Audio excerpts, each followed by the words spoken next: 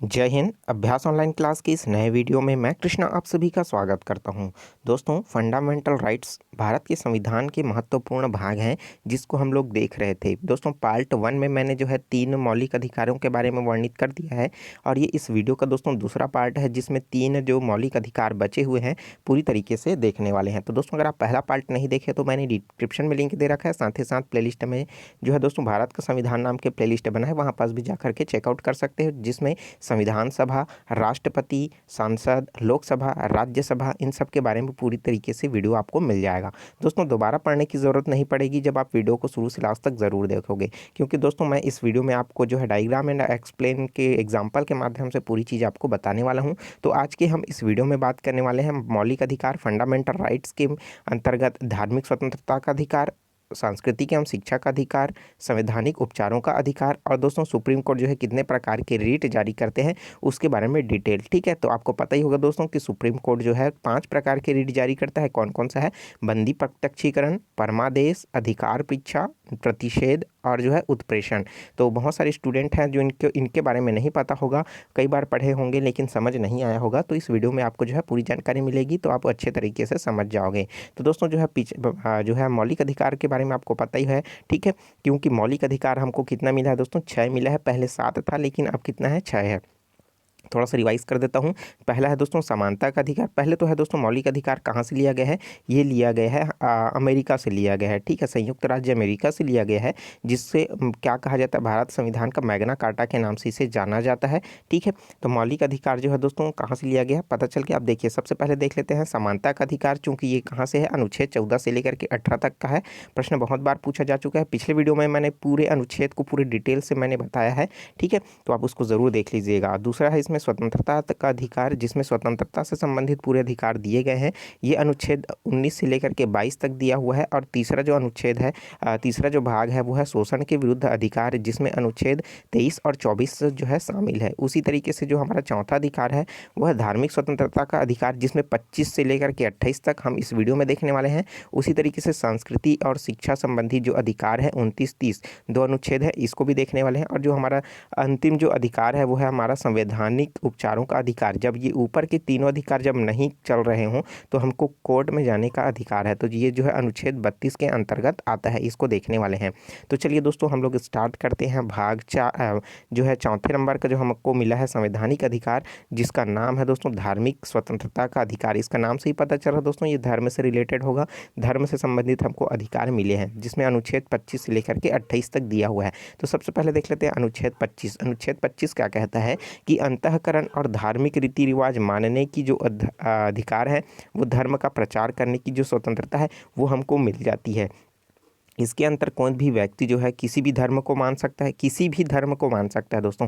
अगर आप हिंदू हो तो मुसलमान को मानना चाहते हो तो मान सकते हो, ईसाई को मानना चाहते हो तो ईसाई को मान सकते हो, ठीक है। कोई भी आपके ऊपर प्रेशर नहीं है कि आप जो है अगर हिंदू हो तो हिंदू को ही मानो।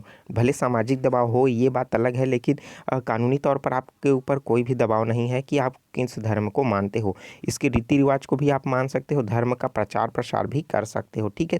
यहाँ तक आपको समझ आ चुका होगा कि धर्म का प्रचार प्रसार किस तरीके से आप जो है रैलियों के माध्यम से हो गया, कोई सभाओं के माध्यम से, इस तरीके से जो है आप प्रचार प्रसार कर सकते हैं, ठीक है।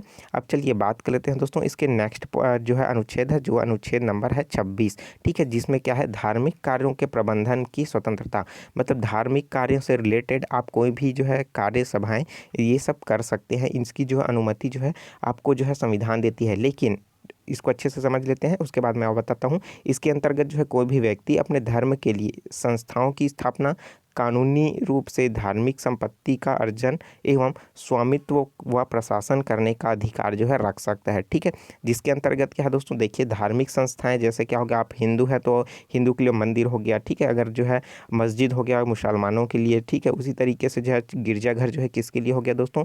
आपका जो है क्रिश्चियन के लिए, ठीक है, ईसाइयों के लिए। उसी तरीके से ये गुरुद्वारा हो गया दोस्तों सिखों के लिए। तो हिंदू मुस्लिम सिख ईसाई अपन अपने जो है संस्थाएं ये इस रूप में जो है स्थायी रूप से जो है मानते हैं और इसका प्रचार प्रसार भी करते हैं। और दोस्तों जैसे आपको पता होगा कि जो है जिसके अंतर्गत जो है आप जो है पूरी तरीके से धार्मिक संपत्ति जैसे मंदिर के अंतर्गत भी जो है दोस्तों धर्म से रिलेटेड जो है ज्ञान अर्जन के लिए दोस्तों वहाँ पास क्या दिया जाता है, प्रशिक्षण भी तैयार किया जाता है। ठीक है, आपको पता ही होगा।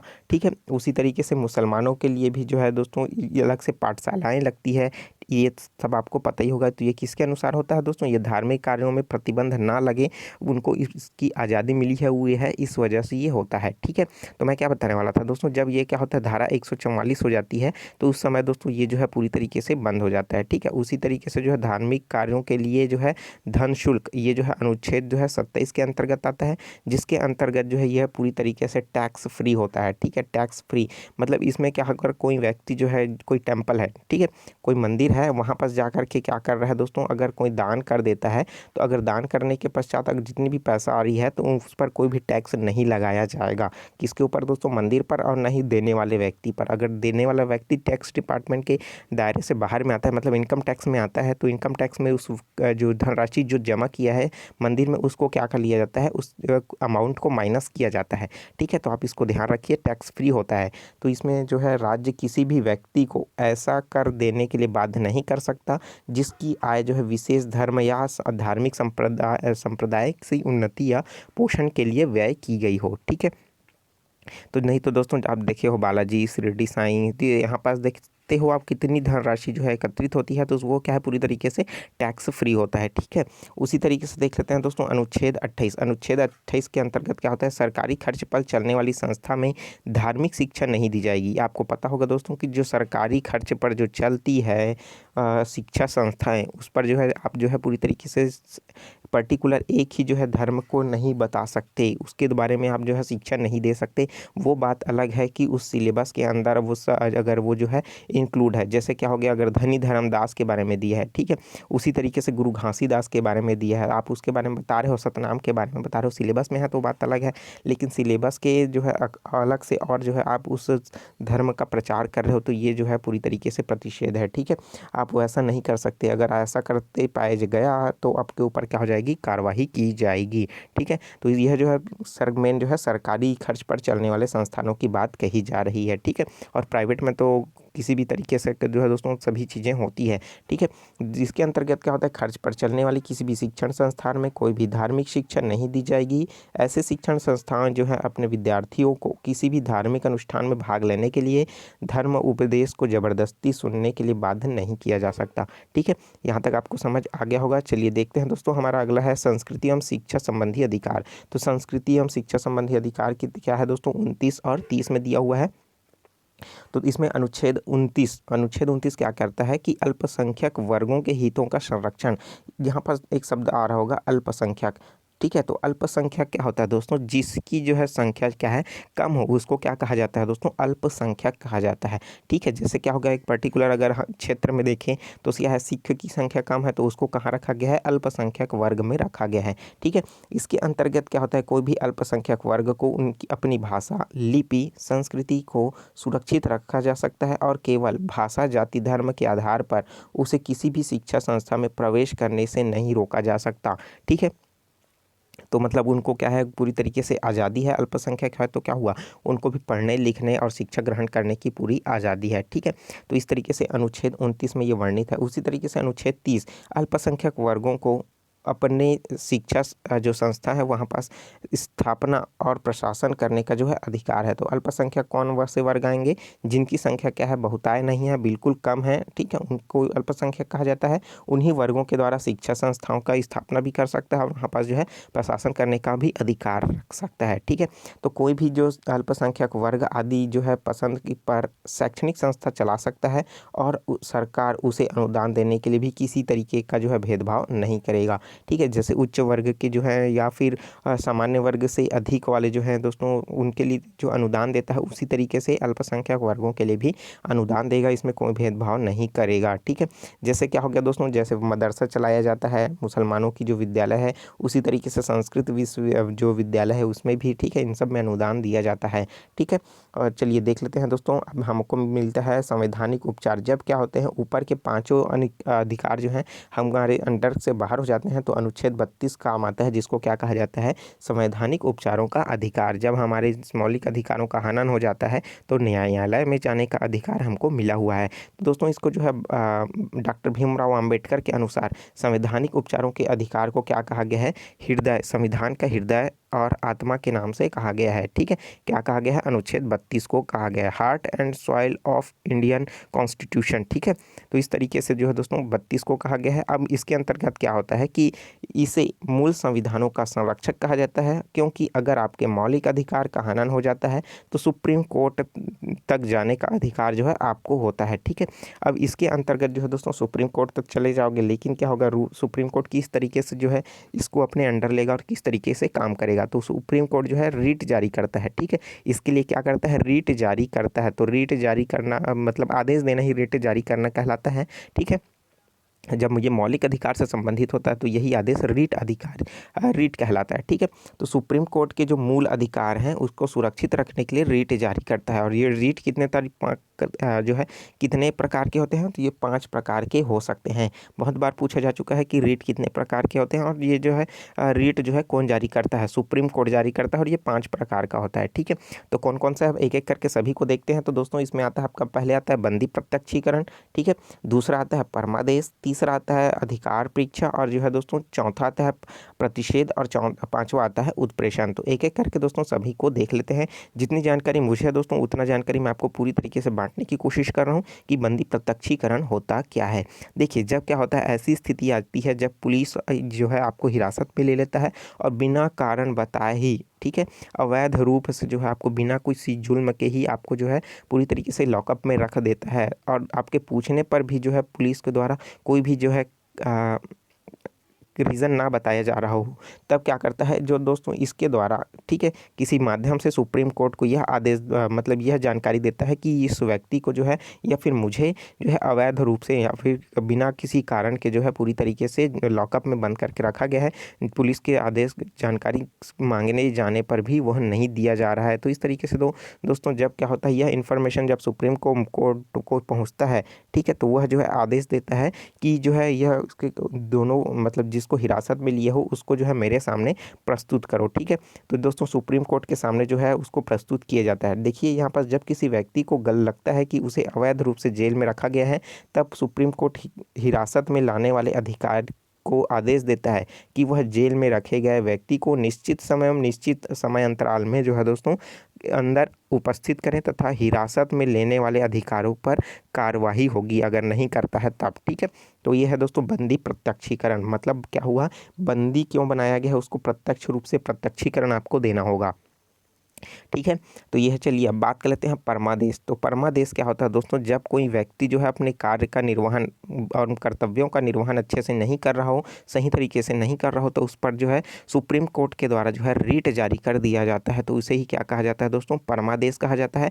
उसमें यह आदेश देता है कि आप अपने कर्तव्य को पालन को अच्छे से करो, नहीं तो क्या किया जाएगा, आपके ऊपर कार्रवाई की जाएगी। तो जैसे आप मान लीजिए क्या हो, ये एक प्लेटफॉर्म है, रेलवे प्लेटफॉर्म है, जिसके अंतर्गत क्या होता है, आप लगातार जो है रेलवे में सफ़र करने के लिए टिकट के लिए लाइन लगाते हो। तो यहाँ पास 2 टिकट है, एक टिकट ये है और दूसरा टिकट काउंटर ये है। तो यहाँ पास क्या होता है, लगातार भीड़ लगी हुई है, लेकिन दूसरा टिकट काउंटर है, वहाँ पास भी आपको कोई भी टिकट, कोई भी काउंटर को मतलब कोई भी लाइन आपको देखने को नहीं मिल रहा है। तो आप यहाँ पर जाकर के पता लगाते हो, तो आपको पता चलता है दोस्तों कि यहाँ पास की जो सिस्टम है उसमें सर्वर प्रॉब्लम है। तो पहला दिन हो गया वैसा ही हो गया, दूसरे दिन भी वैसे ही हो गया, तीसरे दिन भी क्या हुआ, वैसे ही हो गया। तो चौथा दिन आप लगातार देख रहे हो कि उस सिस्टम में जो है दोस्तों लगातार सर्वर की समस्याएं आ रही है। लेकिन अगर आप जो है वास्तविकता को पता करने के लिए आप जब अंदर जाते हो, तो उस सरकारी कर्मचारी के द्वारा जो है 3 पत्ती का गेम या फिर कोई भी वीडियो गेम खेला जा रहा है। तो इस समय दोस्तों आप जो है पूरी तरीके से इनके इस रेलवे डिपार्टमेंट के जो हेड है, ठीक है, हेड और HOD, इनको क्या करते हो, इन्फॉर्म करते हो। उसके तहत जो है आपके ऊपर जो है कोई भी केस ऊपर दिया जाता है। ठीक है, तो इसमें क्या होता है दोस्तों, आदेश दिया जाता है उस व्यक्ति को जो है कि आप जो है अपने कर्तव्य पालन का जो है सही निर्वहन नहीं कर रहे हो, इस वजह से जो है आपको जो है इसमें कार्य के लिए दंड दिया जाता है, या फिर जो है अपने कार्य को आप सही कर्तव्य निष्ठा से कीजिए। ठीक है, तो यही जो है प्रक्रिया होती है, उसको क्या कर दिया जाता है, परमा आदेश। ठीक है, तो अब परम आदेश मिल गया दोस्तों, आप कोई आदेश नहीं मान रहे हो तो परम आदेश जो है आपको मिल जाता है। ठीक है, इस तरीके से आप जो है समझ सकते हो। दोस्तों जितने भी बता रहा हूँ ये पूरे सरकारी संस्थान के ऊपर जो है अप्लाई होता है। ठीक है, अब बात कर लेते हैं अधिकार परीक्षता। अधिकार परीक्षा जो है दोस्तों, जब कोई रीट जारी किया जाता है, जब कोई व्यक्ति जो है गैर कानूनी तरीके से कोई सरकारी पद पर जो है प्राप्त कर लेता है। आपको पता होगा कोई भी एक दो व्यक्ति जो है ये कंपटीशन एग्जाम की प्रिपरेशन कर रहे हैं, जब ये क्या हो रहा है, एक व्यक्ति जो है दोनों की दोनों तैयारी कर रहे हैं, एक का नंबर क्या है ज़्यादा है और दूसरे का क्या है कम है, लेकिन ये क्या हो गया सरकारी नौकरी पर जो है पूरी तरीके से लग गया। लेकिन इसको जब पता चलता है दोस्तों कि ये जो है मेरे से कम नंबर वाला व्यक्ति जो है फिर भी यह जो है सरकारी नौकरी पर लग गया है, उसी एग्ज़ाम को जब हम लोग साथ में दिलाए थे तो इसका नंबर कम था, लेकिन फिर भी ये कैसे लग गया है, तो आप जो है दोस्तों पूरी तरीके से रीट जारी कर जो है सूचना जो है पूरी तरीके से कोर्ट को दे सकते हैं और इस पर जो है पूरी तरीके से कार्रवाई की जाएगी और यह जो आदेश है सुप्रीम कोर्ट के द्वारा बुलाया जाएगा और उन वहाँ के अधिकारियों द्वारा छानबीन कराया जाएगा कि यह जो करप्शन है किन अधिकारियों द्वारा घूस लेकर के किया गया है। तो इस तरीके से इस व्यक्ति को सरकारी पद तो जाएगा ही जाएगा, इनको अलग से कानूनी तौर पर जो है जुर्माना के साथ साथ जो है सजा का प्रावधान मिलेगा और साथ ही साथ जो दोस्तों यह जिस व्यक्ति को घूस दिया है उन व्यक्तियों का पता लगने पर भी उन पर भी कार्रवाई की जाएगी। ठीक है, तो ये क्या कहलाता है, अधिकार परीक्षता कहलाता है। ठीक है, अब बात कर लेते हैं दोस्तों प्रतिषेध। प्रतिषेध क्या होता है, ऐसा क्षेत्र जब जिसके देखिए पहले समझ लेते हैं कि यह जो आदेश है सर्वोच्च न्यायालय जो है एवं उच्च न्यायालय द्वारा निम्न न्यायालय को जारी किया जाता है कि यह जो आदेश दिया गया है कि यह उनमें सामने या उसमें जो कार्यवाही जो किया जा रहा है उसको ना करे, क्योंकि यह जो मामला है उसके अधिकार क्षेत्र से बाहर है। ठीक है, अब आपको पता होगा ऊपर में क्या है सुप्रीम कोर्ट है, नीचे में क्या है जो है दोस्तों आपका जो है ठीक है ऊपर सुप्रीम कोर्ट है, उसके बाद नीचे हाई कोर्ट है, उसके बाद क्या हो जाएगा और छोटे छोटे कोर्ट है। ठीक है, तो आपको पता चल चुका है दोस्तों कि ये जो अधिकार है कुछ हैं, ठीक है, जैसे इंटरनेशनल लेवल के जैसे क्या हो गया सीमावर्ती से रेट्स रिलेटेड केस है, तो आप क्या कर रहे हो डिस्ट्रिक्ट जो कोर्ट है वहाँ पास निपटाने की कोशिश कर रहे हो, तो ये पूरी तरीके से क्या हो जाएगा नहीं हो जाएगा। आप तो ऊपर से आदेश आएगा भाई कि ये सीमावर्ती समस्याएं हैं, जैसे क्या हो गया आपका छत्तीसगढ़ और क्या हो गया आपका महाराष्ट्र बॉर्डर है,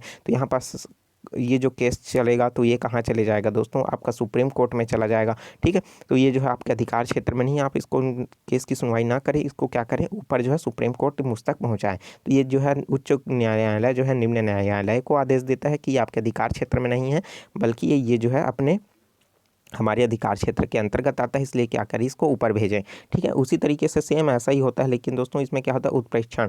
इसके अंतर्गत जो है अधीनस्थ न्यायालय जो है जहां मुकदमा चल रहा है उसे वरिष्ठ न्यायालय या उसे आदेश दे सकता है कि उसे मुकदमे को तुरंत लंबित कर दे एवं वरिष्ठ न्यायालय के पास भेजे। ठीक है, ये भी वैसा ही सेम है, लेकिन क्या होता है दोस्तों जैसे क्या होता है एक व्यक्ति है जिसका क्या होता है घूमने के लिए गया टूरिज्म के रूप में, कहाँ गया जम्मू कश्मीर में चला गया और रहने वाला है दोस्तों वो केरल का। ठीक है, केरल का रहने वाला है और वहाँ कहाँ गया दोस्तों जम्मू कश्मीर, लेकिन कुछ कारणवश क्या हो गया उससे कुछ अपराध हो गए, किसी का मर्डर हो गया, तो उसका केस जो है दोस्तों यहाँ जम्मू कश्मीर में नहीं चलेगा, वहाँ पास अस्थायी रूप से FIR दर्ज होगा और वो मुकदमा पकड़ाने के पश्चात वह व्यक्ति के हिरासत लेने के बाद जो है वो केस जो है फिर से केरल में आएगा। तो यहाँ पास जब ये खुद जो है जम्मू कश्मीर का कोर्ट जो है वहाँ पास जो है केस की सुनवाई नहीं करेगा। ठीक है, तो वहाँ पास जो है किसी तरीके का वहाँ पास जो है सुनवाई नहीं करेगा। तो इस तरीके से होता था दोस्तों अधिकार प्रेक्षण होता है। तो इस तरीके से मैंने पूरी जानकारी बता दिया, जिसमें 5 प्रकार के रीट जारी होते हैं, जिसमें क्या है अधिकार परीक्षा, प्रतिषेध, अधिकार परीक्षता और साथ ही साथ दोस्तों परमादेश है और जो है आपका बंदी प्रत्यक्षीकरण है।